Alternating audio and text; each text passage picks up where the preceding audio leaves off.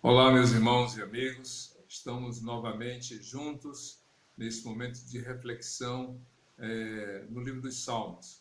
Hoje vamos para o Salmo número 54.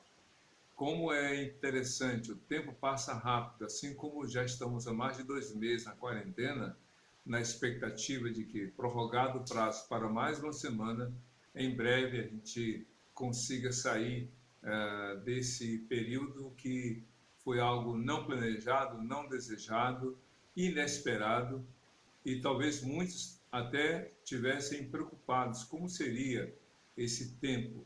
Mas agora que já se passaram mais de 60 dias, a gente pode até contar.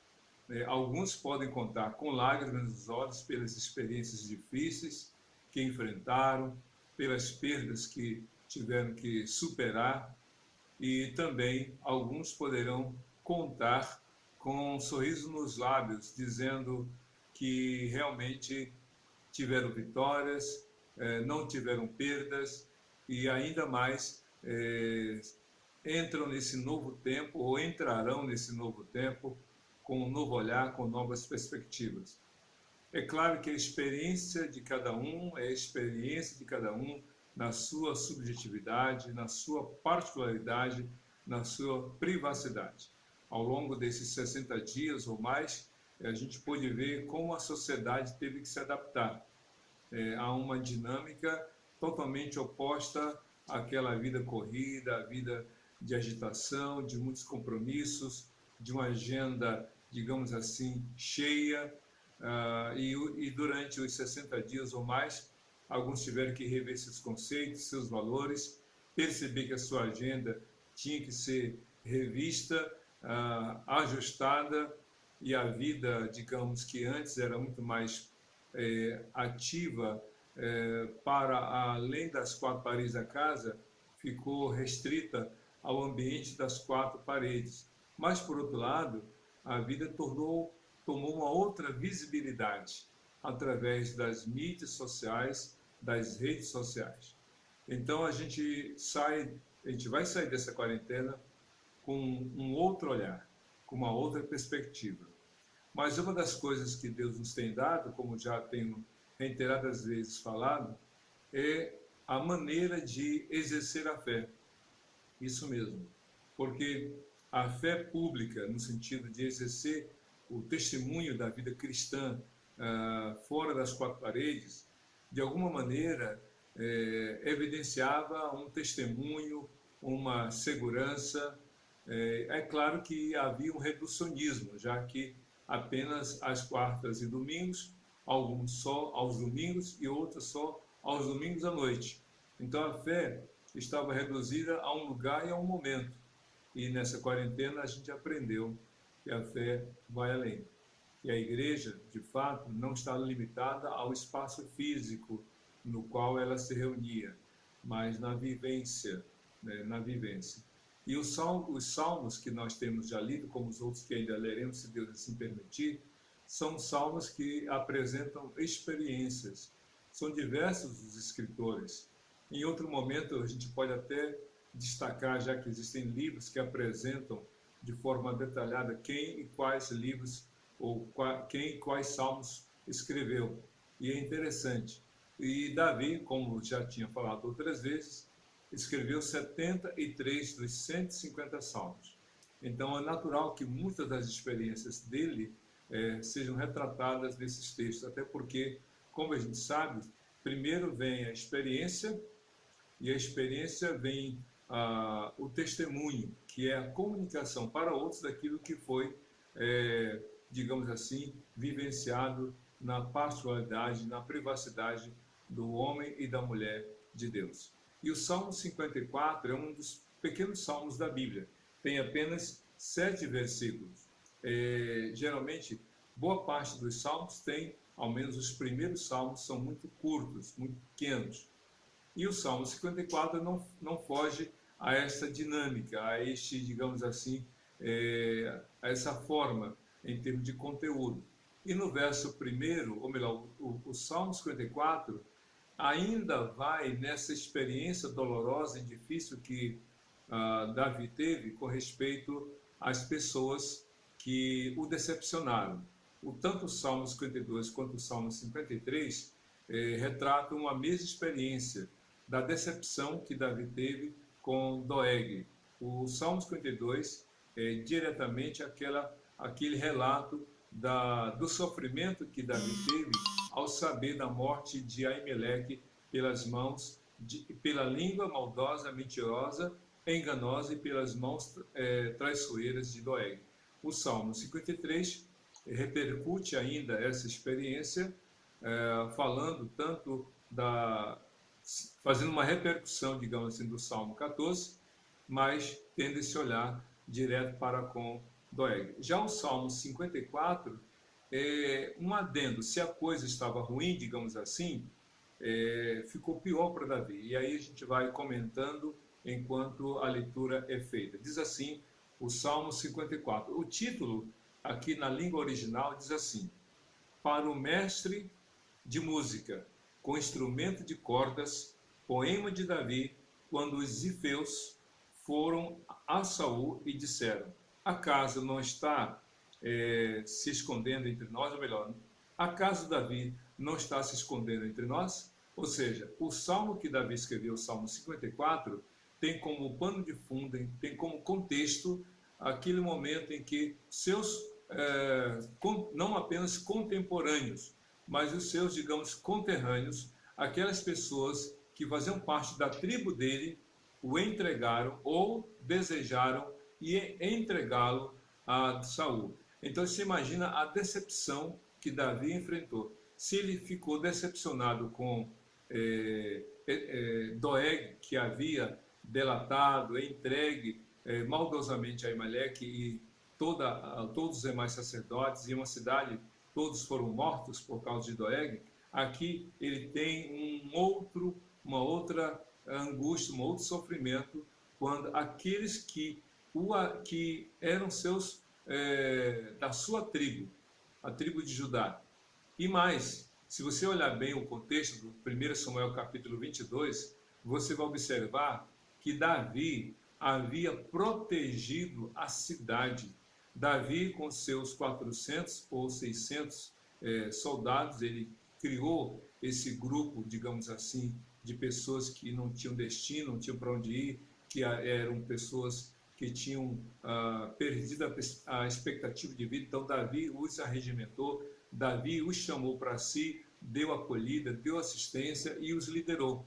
Então Davi, com esses homens, sabendo que a cidade de Keila, que era uma das cidades da sua região, estava sendo atingida, perseguida pelos filisteus, Davi foi até lá e, com os seus soldados, digamos assim, protegeu, salvou da destruição, no mínimo de uma guerra, os moradores da região ali de Keila e dos zifeus. Pois bem, mesmo tendo feito tão bem, ou melhor, apesar de ter feito tão bem aquela cidade, aqueles homens foram traidores, decepcionaram Davi, porque preferiram dizer para Saul: por acaso Davi não se escondeu entre nós?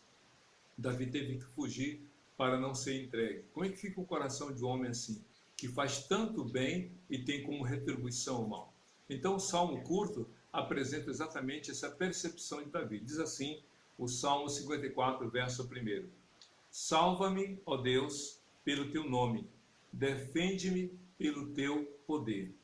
Davi era um guerreiro, derrotou Golias e tantos outros em outras batalhas, mas ele se encontra numa situação em que ele não tem poder para mudar, ele não tem poder para reverter, ele não tem poder para impedir que o mal ali aconteça, ou que as pessoas maldosas falem contra ele ou intentem o mal contra ele. Então ele apela para Deus dizendo: salva-me, ó Deus, pelo teu nome, defende-me pelo teu poder. E aí Davi usa duas coisas muito interessantes. Ele fala sobre o nome de Deus e fala sobre o poder de Deus. Diz assim: salva-me, ó Deus, pelo teu nome e defende-me pelo teu poder. Eu não sei o que levou Davi a falar dessa maneira, falar essa expressão: salva-me pelo teu nome. há várias suposições.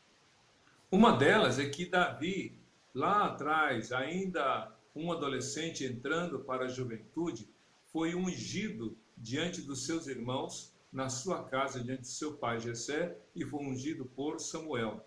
Então, a partir daquele dia, da unção que Davi recebeu, ou seja, a escolha da parte de Deus. Se você ler 1 Samuel capítulo 13, Deus fala, ou capítulo 11, eu não sei agora se é 11 ou 13, mas ali entre o capítulo 11 e o 13, quando Deus se decepciona com Saul, Deus fala para Samuel, não insista mais com Saul, porque já encontrei um homem segundo o meu coração.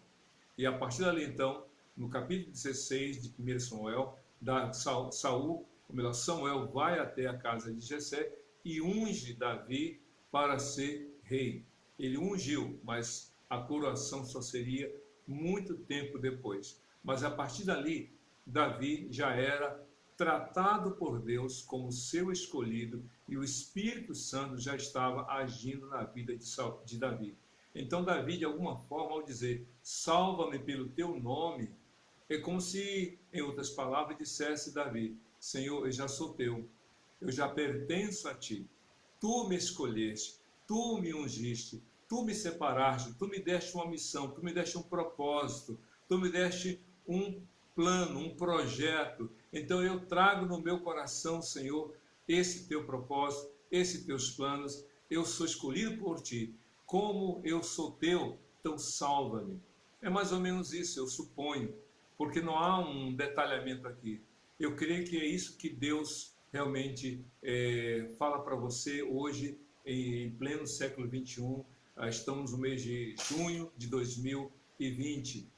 E a Bíblia diz lá em 2 Crônicas 7,14, se o meu povo, que se chama pelo meu nome, você crê em Deus? Você crê em Jesus? Então você carrega no seu coração o nome de Jesus. Então a Bíblia diz em 1 João 5, verso 18, que aquele que crê em Deus, o 5,8, diz que o maligno não o toca. Sabe por quê? Por que não toca? Porque nós trazemos o nome de Jesus. 1 João 3,8, como também 1 João capítulo 5, que o maligno não toca em nós, porque nós somos do Senhor.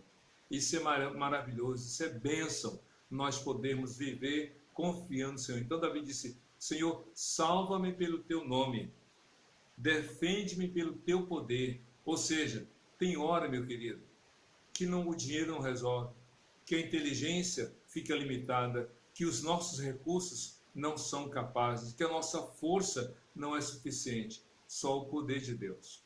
Só o poder de Deus. E diante daquilo que você está enfrentando, é o nome de Jesus, é o poder de Jesus que vai lhe dar a resposta diante daquilo que você enfrenta. Salva-me pelo teu nome, defende-me pelo teu poder. A salvação e o cuidado e a segurança que nós precisamos vem tudo de Deus. E é interessante que Davi continua no Salmo 54, versículo 2. Ouve a minha oração a Deus, escuta as minhas palavras. Ouve-me, ó Deus, ou melhor, ouve a minha oração a Deus, escuta as minhas palavras. É claro que tem hora que a gente fala, escute bem, tem hora que a gente fala para a pessoa, mas a gente supõe que a pessoa não esteja ouvindo. E aí a gente fala para a pessoa, está me ouvindo? A gente está falando, a pessoa está ouvindo, mas a gente acha que a pessoa não está ouvindo. Por isso que a gente fala, está me entendendo? Está ouvindo o que eu estou falando? Isso é interessante, sabe por quê? Porque essa é a percepção que a pessoa tem, é a suposição que ela tem. Uma vez alguém falou assim, por que você grita com o outro está tão perto de você? Porque geralmente a gente grita quando o outro está longe. Assim, você está numa calçada, tem a rua e a pessoa está na outra calçada. Então você grita. Você está de um lado da praça, a pessoa está do outro lado da praça, você grita. Mas por que você grita com alguém que está tão perto? É porque você desconfia, é porque você supõe que ela não esteja ouvindo. Davi estava orando e ele fala com Deus. Ele sabe que Deus está ouvindo, mas o seu desespero, a sua angústia, o seu desejo de uma intervenção, de uma ação, de uma resposta de Deus, se refletem nessas palavras. Ouve a minha oração, ó Deus, escuta as minhas palavras. O mesmo Davi que falou isso, no Salmo 139, que ainda vamos meditar nele, se Deus quiser, ele diz assim no Salmo 139, Senhor, antes que eu fale alguma palavra, antes que alguma palavra saia da minha boca, o Senhor já ouviu. Entende? Quando a gente está calmo, quando a gente está tranquilo, a gente nem fala, a gente só pensa. Mas quando está desesperado, quando a gente está na crise, a gente grita. Não só fala, a gente grita, como no Salmo 40, o próprio Davi disse, esperei com paciência no Senhor, e ele se inclinou para mim e ouviu meu grito de socorro. Entende a diferença? Então Davi disse, Deus, ouça a minha oração, ouve a minha oração, escuta as minhas palavras. Que palavras eram essas? De alguém ferido, de alguém magoado, de alguém ressentido, de alguém que estava sofrendo de ingratidão. Eu creio que existem algumas coisas que machucam o coração de cada um de nós, humanamente falando. Sabe quais são essas coisas? Primeiro, o desprezo. O desprezo realmente machuca o coração. Sabe? Porque, vamos pensar aqui no 1. Você pega o número 1. Né? Pensa aí no número 1. Só o número 1. De 1 a 10, pensa só no número 1. Se você colocar o 0 à direita do número 1, escute bem. Pense no 1, coloque um 0 à direita. Sabe o que vai acontecer? Você vai multiplicar ou vai aumentar esse número, o seu valor, 10 vezes mais. Ele era 1. Ao colocar o 0 à direita, ele se tornou 10. Teve uma valorização 10 vezes mais. Era 1 com o 0 à direita, virou 10. Agora, se você tem 10 e tira o 0 que está à direita do número, você vê que ele perde 10 vezes. Ele se torna 10 vezes menos. Tinha 1, virou 10. Tinha 10, tinha 1, colocou 0 e virou 10. Tinha 10, tirou o 0 e virou 1. Então, o 0 à direita, colocado, agrega valor. Tirado, diminui o valor 10 vezes. Agora, pense no 1. Coloque o 0 à esquerda. Pensou? Fez diferença? Não. O 0 à direita, à esquerda do 1 não faz nenhuma diferença. Continua sendo 1. Tirando o 0 que está à esquerda, o número tem o seu valor inalterado. Continua sendo 1. Então, se você vê aqui, Davi, ele diz assim, Senhor, ouve a minha oração, ó Deus. Escuta as minhas palavras. Davi estava se sentindo diminuído. O desprezo é isso. O desprezo é o outro olhar para você e dizer para você, só com o olhar, para mim você é um 0 à esquerda. Para mim você não vale nada. Isso é muito ruim. Isso é de cortar o coração. Isso realmente machuca a pessoa por dentro. A Bíblia diz no Salmo 5, ou melhor, Isaías 53, de modo profético, Isaías escreveu qual era o sentimento das pessoas em relação a Jesus. A Bíblia diz que as pessoas desprezaram Jesus. Cristo morrendo na cruz por amor a cada um de nós, e muitos dos que o viram o desprezaram. E hoje, muitos dos que têm ouvido a mensagem do Evangelho têm desprezado. Mas outra palavra que também machuca o coração do homem, se a primeira é o desprezo, a segunda é a ingratidão. Exatamente, a ingratidão. A ingratidão não é só a pessoa não reconhecer o bem que você fez. Ela não reconhece, ela não agradece. Isso é ruim, a ingratidão. Quando a pessoa simplesmente fica em silêncio, ela agradece a todo mundo, que até pouco fizeram as pessoas em relação ao que você fez, mas elas não reconhecem o que você fez. Você já passou por isso? Pois é, Jesus também passou por isso. Muitos não agradeceram. A Bíblia diz em Lucas capítulo 17 que Cristo curou 10 leprosos. 10 leprosos foram curados, mas só um voltou para agradecer. E aí Cristo perguntou, cadê? Não foram 10 os curados? Onde estão os 9? Só voltou este e é samaritano. Então a ingratidão dói, machuca o coração. Mas o pior da ingratidão é quando ela se transforma ou ela se manifesta em traição. Isso mesmo. A ingratidão é ruim quando ela é demonstrada no silêncio, na omissão, na ausência, na atitude de se distanciar, de se isentar. Lembra de Pilatos que lavou as mãos enquanto Cristo estava sendo julgado e as pessoas gritavam para que Jesus fosse crucificado? Pilatos lavou as mãos e disse, eu me isento, eu não sou culpado. Sabe, quando alguém se isenta diante de uma prática de injustiça, se torna conivente com ela. Simples assim. Não tem meio termo. Então, mas o pior, como eu falei, não é a ingratidão manifesta na, entre aspas, isenção ou no silêncio, na omissão. É quando ela se manifesta na traição. Os zifeus, os moradores daquela região de Davi, foram salvos de uma batalha. Davi arriscou a própria vida dos seus soldados para salvar aquela cidade inteira da ação dos filisteus.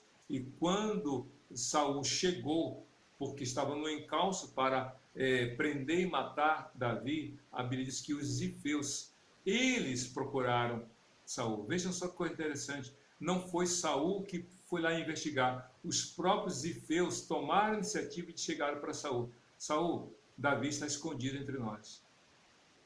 Não era só ingratidão, foi uma traição. É de partir o coração, não é? Lembre-se de Jesus. A Bíblia diz que Jesus, em João capítulo 6, multiplicou os pães a ponto de alimentar quase 5.000 homens, sem contar mulheres e crianças. Cristo curou todos os que foram a ele, doentes, cegos, surdos, mudos, aleijados, pessoas que viviam sob a ação maligna, a opressão maligna, pessoas que estavam mortas e foram ressuscitadas.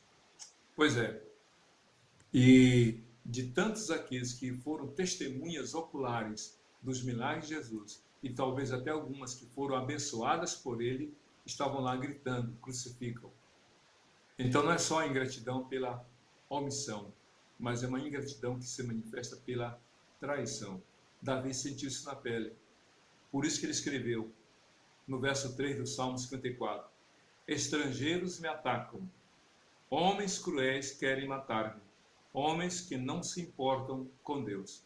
E aí tem uma coisa muito importante no verso 3, na parte final. Homens que não se importam com Deus. Só despreza, só é ingrato, só é uma pessoa traidora aquela que não tem o temor do Senhor. Somente quem não tem o temor a Deus, que não respeita o outro. Somente quem não tem temor a Deus é que deseja o mal do outro. A gente vê, e eu vou ler isso no final do Salmo 54, que ali era assim, lei de talião, olho por olho, dente por dente, e é isso mesmo. Só que na época da lei era assim, a gente vai ver isso no final do Salmo 54. Enquanto vigorava a lei, havia também esse limite da vingança. O povo era vingativo, passa a espada, corta, tipo Alice no País das Maravilhas, quando a dama de copas dizia, corta a cabeça, qualquer coisa era corta a cabeça. Ali havia um exagero, mas Deus estabeleceu um limite. Não tira a vida do outro por causa de um dente. Se ele quebrou o teu dente, quebra o dente dele. Se ele quebrou o teu pé, quebra o pé dele. Ou seja, o limite da vingança estava no ato recebido. Não poderia ir além. Então, a lei de talião estabelecida por Deus lá no Velho Testamento, no livro de Êxodo, não foi uma lei para simplesmente uma vingança gratuita, não. Ela deveria ser apenas uma resposta, mas na medida da provocação. Só que no Velho Testamento é coisa diferente. Não é mais a lei, é a graça. É a graça que oferece o perdão, é a graça que não amaldiçoa, é a graça que leva você a interceder, como Jesus disse lá em Mateus capítulo 5. Ouvi o que foi dito a vocês. Amem a seus amigos e odeiem a seus inimigos. Eu, porém, digo a vocês, ame os seus inimigos e orem por aqueles que os perseguem. E em Romanos capítulo 12, o apóstolo Paulo fala, não amaldiçoe seus inimigos, ao contrário, bendiga os seus inimigos e orem por eles. Que coisa interessante. Então Jesus fez isso, lá na cruz, sendo desprezados por aqueles que ele tanto amou, sendo traído, enganado e entregue à morte por aqueles que ele tanto fez bem. E ele lá na cruz falou 7 vezes, e uma delas ele disse, Pai, perdoa a essas pessoas, porque elas não sabem o que estão fazendo. Só Jesus na causa. Só Jesus pode levar você a agir dentro daquilo que ele mesmo ensinou na sua palavra, no evangelho que leva o seu nome. Mas Davi continua na sua mensagem, no Salmo número 54, falando outras coisas relacionadas à sua experiência decepcionante.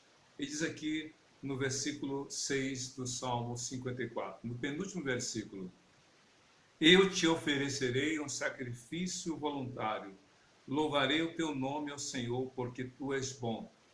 É impressionante como Davi, apesar de tudo que ele passou, eu falei agora há pouco que ele foi ungido rei, mas entre a unção e a coroação passaram-se por consideráveis anos, e ainda mais, de acordo com os relatos bíblicos, não só ele teve que esperar o momento de ser coroado, mas ele jamais levantou a sua voz, jamais fez uso da violência contra aquele que desejava o seu mal. Embora ele fala que ele pede para que Deus cuide dos seus inimigos, ele não fez uso do seu poder, já que ele liderava um exército, não fez uso da espada, da violência, e nem se articulou com outros para eliminar Saul. Ele sempre acreditou na justiça de Deus.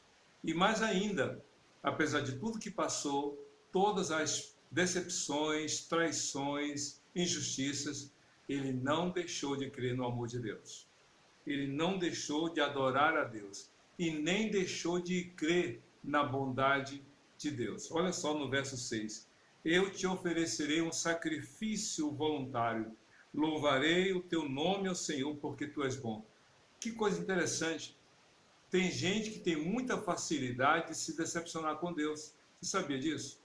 Tem gente que diz assim, não vou mais à igreja, não vou mais louvar, não vou mais cantar, não vou mais pregar, não vou mais trabalhar na casa de Deus, porque fulano fez isso, fulano falou aquilo outro, por quê? E aí tenta se justificar para não mais fazer a obra de Deus, para não mais servir a Deus por causa do erro dos outros. Mas é interessante, a pessoa leva um fora na escola, está lá na escola no dia seguinte, fica decepcionado no trabalho, está lá batendo ponto. O time leva um chocolate de 4-0 e continua com a camisa do seu time, como estou aqui com a camisa da seleção brasileira. Sabe o que é isso? É que a gente procura mostrar para os outros que a gente é forte, mas para a obra de Deus a gente demonstra fraqueza. Porque se uma pessoa que comete um erro me faz levar a sair da igreja, é porque eu estou dando mais crédito ao que a pessoa fez do que o amor de Deus. E eu não posso deixar que o amor de Deus seja menor do que as decepções que eu passo na minha vida. Davi sofreu muito, mas ele não permitiu que as suas decepções, suas frustrações realmente abalassem a fé dele. Eu vou oferecer sacrifício, louvo a Deus, eu vou continuar adorando a Deus. Não desista de adorar a Deus. Se aquele lugar já não é mais para você propício, procure outro lugar para adorar a Deus, mas não deixe de adorar. E aí diz aqui no último versículo do Salmo 54, pois ele me livrou de todas as minhas angústias e os meus olhos contemplaram a derrota dos meus inimigos. Davi fala de duas coisas totalmente diferentes, diz o texto. Pois ele me livrou de todas as minhas angústias. O que é angústia?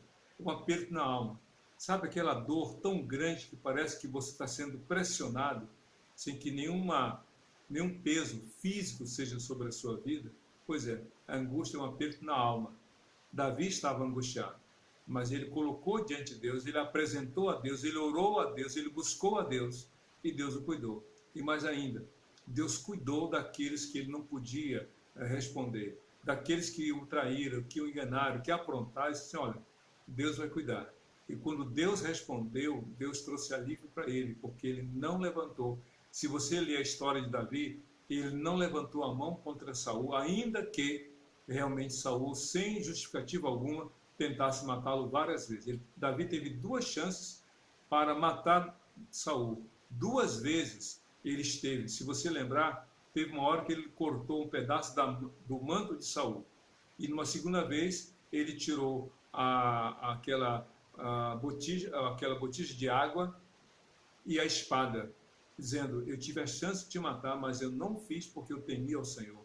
E eu não posso levantar a mão contra o ungido do Senhor. Davi deixou com Deus. Deixe com Deus o que você não pode fazer. Confie em Deus, mas acima de tudo, permaneça fiel ao Senhor, confiando nele. Que Deus te abençoe e que realmente você coloque para Deus a sua fé, sua confiança e permaneça perseverante na presença de Deus, confiando em Jesus, Senhor e Salvador de todo aquele que nele confia, hoje e para todo sempre. Amém e amém.